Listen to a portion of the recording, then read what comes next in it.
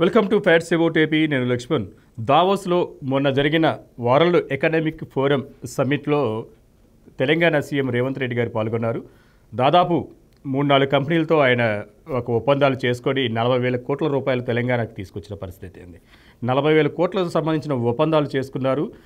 ఆయన వచ్చిన 2 నెలల్లోనే దాదాపు 2 నెలల్లోనే ఆయన ఎంతో దార్శనికతతో అనేక కార్యక్రమాలు చేసుకుంటూ, సంక్షేమ కార్యక్రమాలు అభివృద్ధి చేసుకుంటూ, పారిశ్రామికీకరణ సంబంధించిన అటువైపు కూడా అడుగులు వేస్తూ ఎంతో డెవలప్మెంట్స్ గురించి ముందస్తు ఆలోచిస్తూ ముఖ్యమంత్రి హోదాలో ఉండి ఆయన దావోస్ వెళ్ళి 40,000 కోట్ల రూపాయలు తెలంగాణ రాష్ట్రానికి పెట్టుబడులు తీసుకొచ్చారు. కానీ ఏపీలో అటువంటి పరిస్థితి లేదు. జగన్మోహన్ రెడ్డి గారు 2022లో మాత్రమే ఆయన దావోస్ వెళ్ళారు. ఆ తర్వాత 2003 కానీ 2004 కానీ అంతకుముందు 2019లో కానీ, అంటే 2021 కోవిడ్ వల్ల ఆగిపోయిన దావోస్ వరల్డ్ ఎకనామిక్ సమిట్ అనేది మనకి 2019, ఆ తర్వాత 2020 జరిగింది. తర్వాత 2022, 23, 24 మొన్న జరిగింది. ఈ 4-5 సమావేశాలకి ఏపీ నుంచి ఐటీ శాఖ మంత్రి కానీ లేకపోతే ముఖ్యమంత్రి హోదాలో జగన్మోహన్ రెడ్డి కానీ ఒక్కసారి కూడా పాల్గొన్న పరిస్థితి అయితే ఉంది.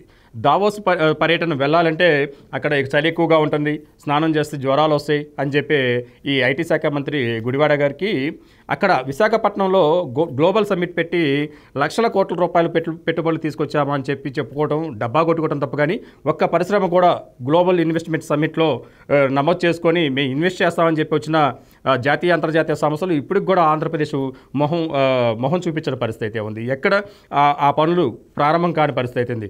పారిశ్రామికంగా ఎన్నో లక్షల కోట్లు, దాదాపు 13 లక్షల కోట్లు గ్లోబల్ సమ్మిట్ ద్వారా మేము తీసుకొచ్చాము అని చెప్పి చెప్పుకుంటున్న జగన్మోహన్ రెడ్డి ప్రభుత్వం ఇప్పటికి కూడా 1,00,000 కోట్లు పెట్టుబడి పెట్టి కనీసం ఒక పరిశ్రమ కూడా ఏపీలో ప్రారంభించిన పరిస్థితి. మరోవైపు తెలంగాణలో కాంగ్రెస్ ప్రభుత్వం ఏర్పడే 2 నెలలకే దాదాపు 40,000 కోట్లు తీసుకొచ్చారు. గతంలో కూడా చూసుకుంటే కేటీఆర్ గారు ఆయన 2018 నుంచి మొదలు పెట్టుకుంటే 2021 మాత్రమే ఆగిపోయారు, అంటే కోవిడ్ వల్ల ఆపారు. ఆ తర్వాత 5 సార్లు దావోస్ వెళ్ళి దాదాపు 1,00,000 కోట్లు తెలంగాణ రాష్ట్రానికి తీసుకొచ్చిన పరిస్థితి ఉంది. ఐటీ శాఖ మంత్రిగా ఉండి మరోవైపు పరిశ్రమలు, అంటే రాష్ట్ర విభజన జరిగిన తర్వాత పారిశ్రామిక కారణంగా ఆర్థిక పరంగా, ఉపాధి పరంగా అనేక రంగాలు అనేక రకంగా యువత ఇబ్బంది పడుతున్న పరిస్థితి, ఉపాధి దొరక అనేక ఇబ్బందులు పడుతున్న పరిస్థితి ఉంది. యువత కోసం, ఆంధ్రప్రదేశ్ యువత కోసం వాళ్ళకి ఉపాధి కల్పించాలి, ఉద్యోగాలు కల్పించాలి, పెద్ద ఎత్తున పరిశ్రమలకు రాయితీలు ఇవ్వాలి, ప్రభుత్వం ఫ్రెండ్లీ ప్రభుత్వంగా ఉండి పరిశ్రమల స్థాపనకు కృషి చేయాలనే ఆలోచన ఈ రోజుకి కూడా జగన్మోహన్ రెడ్డి గారు చేయకపోవడం అనేది దురదృష్టకరం.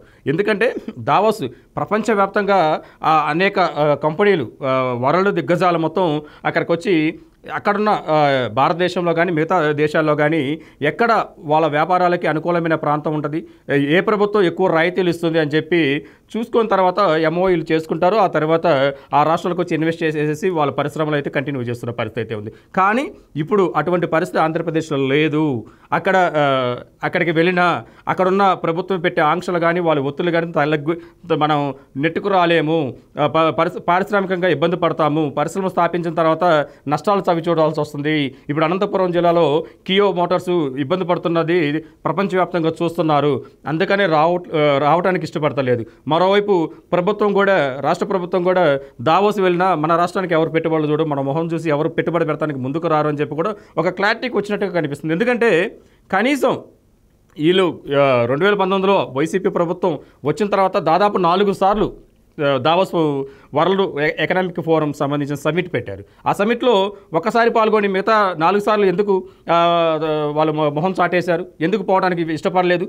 ఎందుకు అంటే దావోస్ వెళ్లే ముందే ఆంధ్రప్రదేశ్లో కానీ లేకపోతే ఏ రాష్ట్రంలో సరే ఆయా కంపెనీలు ఆయా కంపెనీలు ముందే ఎంఓయూలు చేసుకుంటాయి, లేకపోతే ఒప్పందానికి వస్తాయి. ఒప్పందాలకు వచ్చిన తర్వాతనే ఆ ప్రపంచ ఆర్థిక వేదిక పైన మేము ఆంధ్ర రాష్ట్రంతో ఒప్పందం చేసుకుంటున్నామని చెప్పి ఒక ఎంఓయూ చేసుకుంటుంది. కానీ అటువంటి పరిస్థితి ఆంధ్రప్రదేశ్లో లేదు. ఎందుకంటే ఉన్న కంపెనీలే ఎప్పుడు పక్క రాష్ట్రాలకు వెళ్దామని చూసుకుంటున్న పరిస్థితి. ఎందుకంటే మనకి సౌర విద్యుత్ సంబంధించి అదానీ వాళ్ళైతేనేమి, మిట్టల్ వాళ్ళైతేనేమి, అరవిందో వాళ్ళైతేనే పెట్టుబడులు పెట్టారు. 1,50,000 కోట్లు పెట్టుబడి పెట్టారు.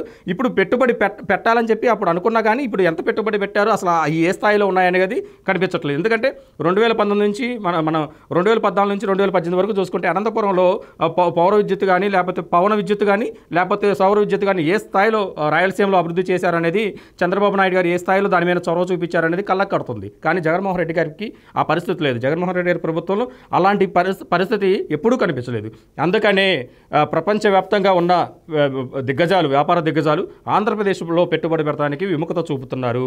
అక్కడ ఫ్రెండ్లీ ప్రభుత్వం లేదు, ఏదైనా పెట్టుబడి పెడితే ఇరుక్కొని ఇబ్బంది పడతాము, అక్కడున్న రాజకీయ పరిస్థితులు వేరు అని చెప్పి ఆంధ్రప్రదేశ్ వైపు చూడటం ఆపేశారు. అందుకనే ప్రభుత్వం కూడా మనం దావోస్ వెళ్ళినా కానీ మనకు పెట్టుబడులు రావు, పెట్టుబడులు రాకుండా పోయి పెట్టుబడులు ఏం రాలేదు, అందుకని ఉత్తి చేతులతో ఆంధ్రప్రదేశ్ వచ్చామని చూపించుకోవటం, తర్వాత అది సోషల్ మీడియాలో వైరల్ అవ్వటం, మీడియాలు ప్రముఖంగా రాయటం, రాష్ట్ర సీఎం హోదాలో ఆయన వెళ్ళినా కానీ ఒక్క రూపాయి కూడా దావోస్ నుంచి తీసుకురాలేదని చెప్పి అనిపించుకోవటం ఎందుకు అని చెప్పి ఆయన కానీ మంత్రి గుడివాడ కానీ మిగతా బృందం కానీ దావోస్ పర్యటనని ఎగనామం పెట్టుకుంటూ ఈ 4 ఏళ్ళు పబ్బం గడుపుతున్న పరిస్థితి కనిపించింది. మొత్తంగా అయితే తెలంగాణ అయితే మాత్రం 2 నెలల్లోనే దాదాపు 40,000 కోట్ల ఎంఓయూలు దావోస్ నుంచి తీసుకొచ్చి పెట్టుబడులు పెట్టి వ్యాపార రంగంగా, ఉపాధి రంగంగా, ఉద్యోగ రంగంగా యువతకు ఉద్యోగాలు కల్పించే విధంగా ముందుకు వెళ్తున్న పరిస్థితి మనకు కనిపిస్తుంది.